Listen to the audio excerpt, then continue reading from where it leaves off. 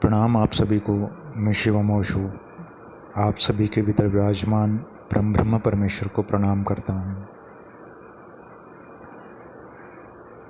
आज अति महत्वपूर्ण विषय के बारे में चर्चा करेंगे।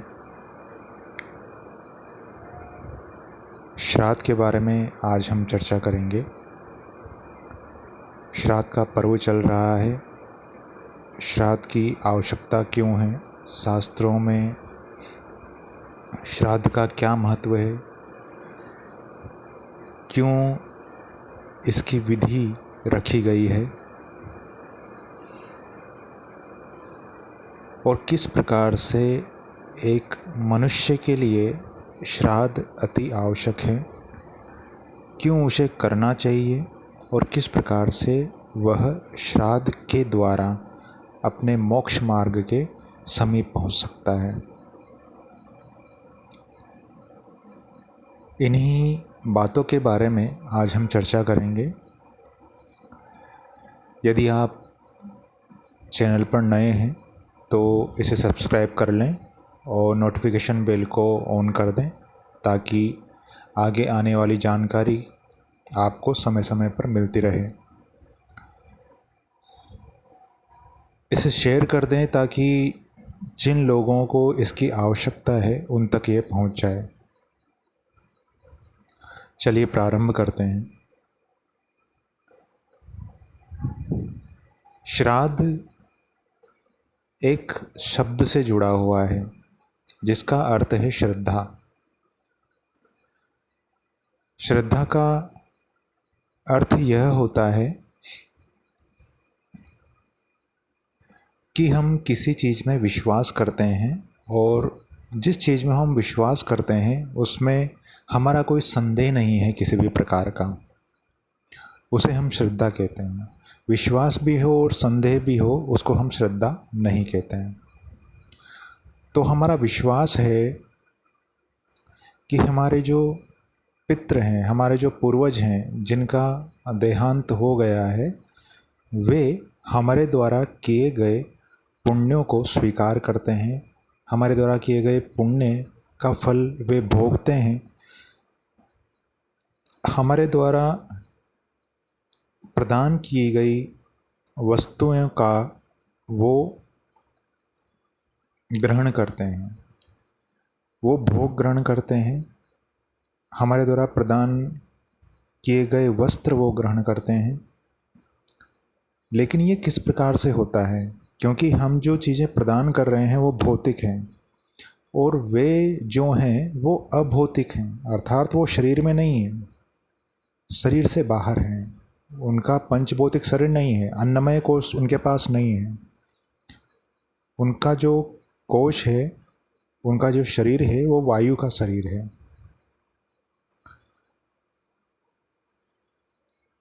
तो किस प्रकार से वे इनको ग्रहण करते हैं? यह सब होता है हमारे संकल्प मात्र से। जिस प्रकार से आप किसी भगवान की मूर्ति को भोग प्रदान करते हैं, उन्हें वस्त्र प्रदान करते हैं और आप ये समझते हैं कि भगवान ने इन्हें स्वीकार कर लिया है, भोग को स्वीकार कर लिया है, उन्होंने खा लिया है। अब वो होती तो मूर्ति है, लेकिन आपकी श्रद्धा है कि उसमें भगवान है। तो जिस प्रकार से वे स्वीकार करते हैं उसी प्रकार से हमारे पितृ, हमारे पूर्वज भी स्वीकार करते हैं। शास्त्रों में ये कहा गया है कि आप जो भोग देवता को प्रदान करते हैं वह भोग वे वैसे ग्रहण नहीं करते जिस प्रकार से भौतिक रूप में ग्रहण किया जाता है, जिसे हम मुंह से ग्रहण करते हैं। वे ग्रहण करते हैं उसे गंध के द्वारा। जो आप भोग प्रदान करते हैं वे उसे गंध के द्वारा स्वीकार करते हैं। तो आप देते भी हैं और वे स्वीकार भी करते हैं। तो यहाँ भी ऐसा ही होता है। अब यहाँ पर कहा जाता है कि जो आप वस्त्र उन्हें प्रदान करते हैं वो आपका एक भाव होता है कि हम उन्हें वस्त्र प्रदान कर रहे हैं। आप उन्हें छाता प्रदान करते हैं, आप उन्हें दिया दिखाते हैं। तो इसके पीछे भावना होती है कि हम अपने पूर्वजों को, अपने पितरों को ये चीज़ें प्रदान कर रहे हैं। जब आप ये भावना करते हैं कि हम प्रदान कर रहे हैं, तो आपका ये भाव ही उनके लिए उन उन वस्तुओं की पूर्ति करा देता है। केवल आपके संकल्प मात्र से, आपके भाव से ही वो चीज़ें उन्हें प्राप्त हो जाती हैं। ये सारी सृष्टि संकल्प की है और संकल्प ही यहाँ पर काम करते हैं।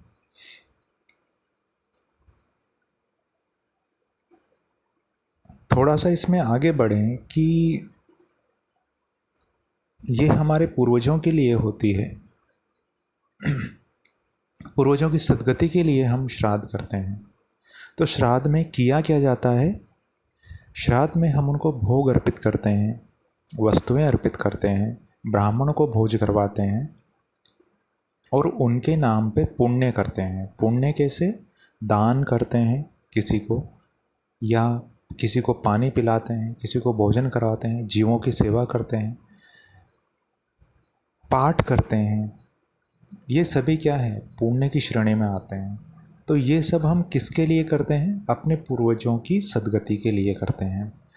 तो यही जो पुण्य हैं वो हमारे पूर्वजों को प्राप्त होते हैं और हमारे पूर्वज उन पुण्यों को प्राप्त करके एक ऊंची गति को प्राप्त करते हैं, और यही होता है पूर्वजों की सद्गति को प्राप्त करना। अब इसमें कौन कौन सी चीज़ें सबसे ज़्यादा प्रभावशाली होती हैं? देखिए, हमारे पितरों के लिए जो देवता निर्धारित किए गए हैं वो कौन कौन हैं, पहले इसको हमें समझ लेना चाहिए कि किन किन देवताओं की सेवा, उपासना और पूजा करने से हमारे पितरों की सद्गति होती है। शास्त्रों में जो देव बताए गए हैं वह हैं भगवान रुद्र या भगवान शिव, भगवान सूर्य, भगवान नारायण और देवी स्वधा, और एक है वसु। वसु अर्थात जो नाग देवता होते हैं वो। तो इस प्रकार से 5 देवता इसमें हैं।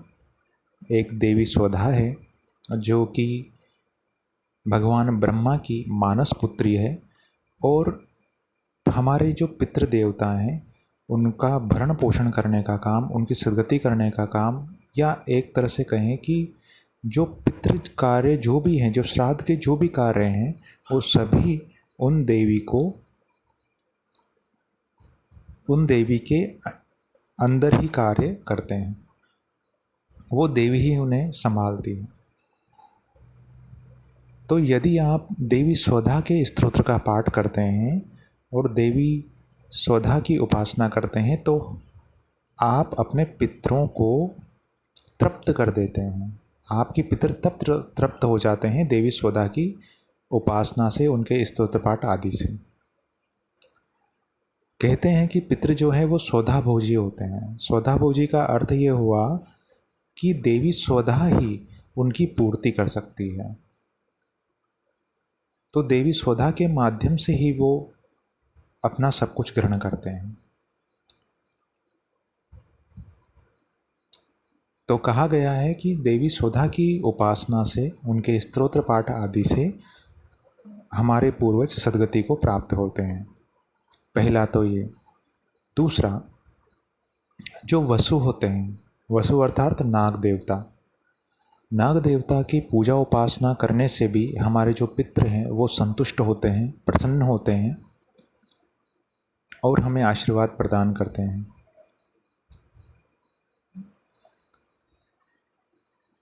नागों की भी कई श्रेणियां होती हैं, उनमें देव श्रेणियां भी होती हैं। तो वे निम्न श्रेणी को छोड़कर देव श्रेणी में चले जाते हैं। यदि कोई भी पितृ जो हैं वो नाग लोक में हैं तो वे अपनी निम्न गति को छोड़कर उच्च गति को प्राप्त करते हैं वसुओं की पूजा करने से। इसके बाद हैं भगवान सूर्य नारायण।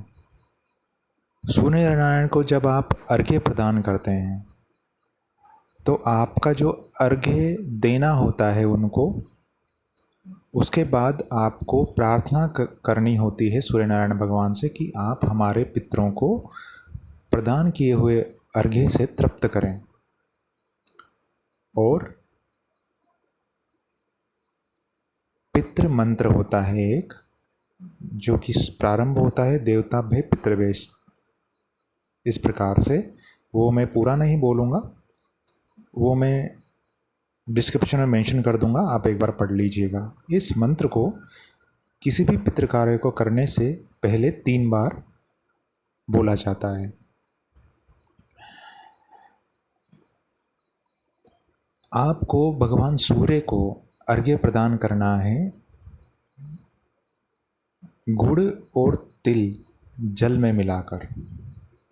और भगवान सूर्य नारायण को जब आप अर्घ्य प्रदान करें, सूर्य नारायण के 12 नाम आप लें और साथ में जो अभी मैंने आपको मंत्र बताया है उस मंत्र को भी आप साथ में बोलें। और उसके बाद सूर्य नारायण भगवान से प्रार्थना करें कि वे आपके पितरों को, आपके कुल के पितरों को तृप्त करें। तो इससे आपके कुल के पितृ सद्गति को प्राप्त होंगे। भगवान सूर्य नारायण की उपासना करने से आपके पितृ ऊंची अवस्था को या देवगति को प्राप्त हो जाते हैं। आपका कुल सदा उनकी कृपा से भरा पूरा रहता है। इसके बाद हम बात करते हैं भगवान नारायण की। आपने देखा होगा कि नारायण बलि होती है और श्राद्ध कराए जाते हैं, उसमें भगवान नारायण को भोग अर्पित किया जाता है। भगवान नारायण की उपासना से भी पितृ सद्गति को और मोक्ष तक प्राप्त हो जाते हैं, अर्थात वे उस पितृ योनि को छोड़कर देव योनि को प्राप्त होते हैं। और देव योनि में भी अगर उनके पुण्य रहे तो ठीक है, नहीं तो वो मनुष्य योनि को प्राप्त हो जाते हैं पुनः, यदि देवता की इच्छा हुई तो। भगवान विष्णु के लिए पद्म पुराण में 100 नाम दिए गए हैं और उन 100 नामों के पाठ करने से पितृ मोक्ष को प्राप्त होते हैं, ऐसा उसमें वर्णन दिया गया है। इसके बाद भगवद गीता है। भगवद गीता का 7वां अध्याय है। 7वें अध्याय के पाठ की महिमा भगवान महादेव ने माँ पार्वती को बताई है और उसमें उन्होंने कहा है कि जो 7वें अध्याय का पाठ करेगा उसके जो पूर्वज हैं वो मोक्ष को प्राप्त कर लेंगे। तो आप श्राद्ध के दिनों में प्रतिदिन जितना आपसे बन सके, जितनी आवृत्ति आपसे बन सके, 3, 5, 11, 7, जितनी आवृत्ति आप कर सकें उतनी आवृत्ति आप भगवद गीता के 7वें अध्याय के पाठ की कीजिए। इससे आपके पितृ जो हैं अगर निम्न श्रेणी में होंगे तो उच्च श्रेणी को प्राप्त होंगे, सद्गति को प्राप्त हो जाएंगे, अथवा वे मोक्ष को प्राप्त हो जाएंगे।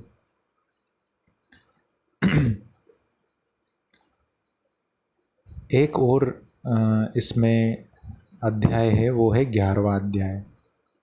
11वें अध्याय से क्या होगा, आपके जो पितृ हैं वे सद्गति को तो प्राप्त होंगे, साथ ही यदि किसी भी निकृष्ट योनि को वो प्राप्त हो चुके हैं, जैसे प्रेत आदि की योनि होती है, यदि वो उस योनि में है तो उस योनि से वो मुक्त भी हो जाएंगे।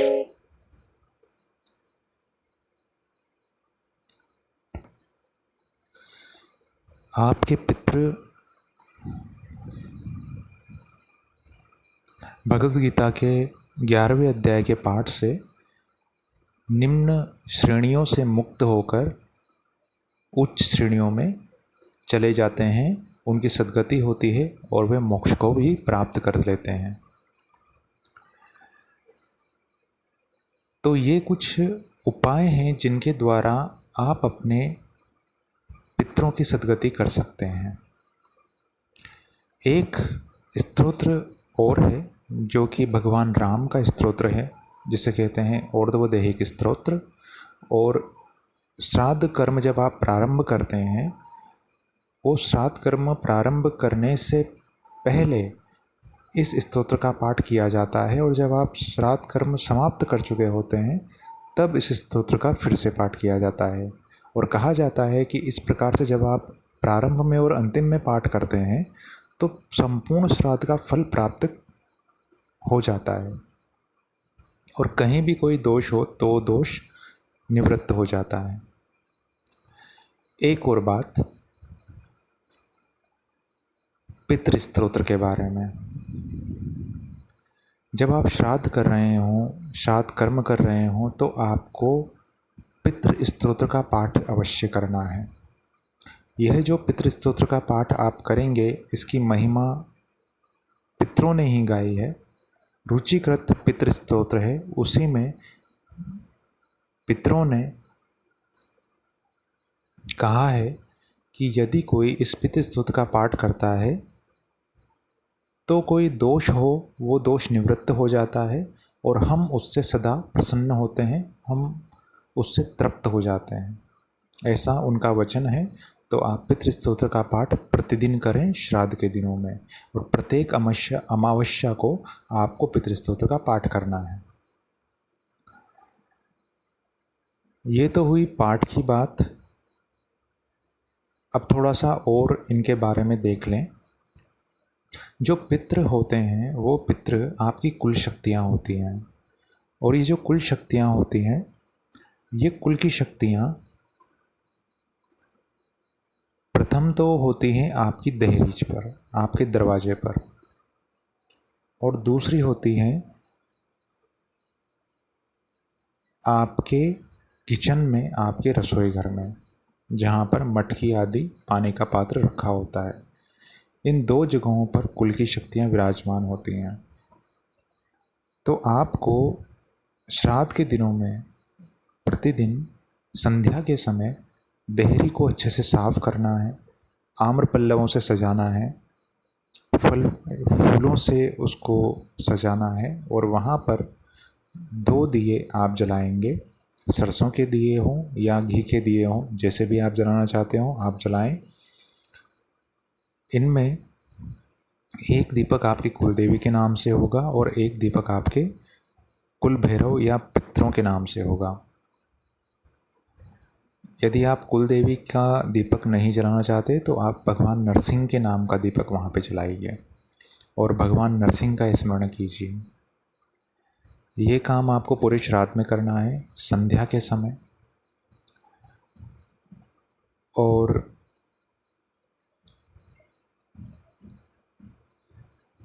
प्रत्येक अमावस्या को आप ये काम करेंगे। अब इसमें एक और मुख्य स्थान जो है वो पीपल के वृक्ष का है। पीपल का वृक्ष जो है वो भी पितरों को संतुष्ट करता है, पितरों की तृप्ति करता है।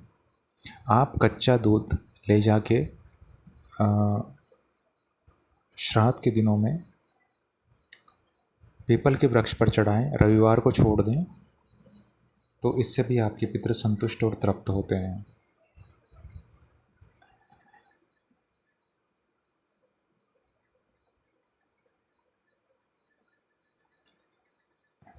इसमें एक सावधानी आपको रखनी है, वो ये कि जब भी आप अपने पितरों को कुछ भोजन आदि दे रहे हों अथवा उनके नाम से कुछ कर रहे हों, तो आपको संकल्प अवश्य लेना है और संकल्प में आपको अपने कुल पितरों के बारे में बोलना है।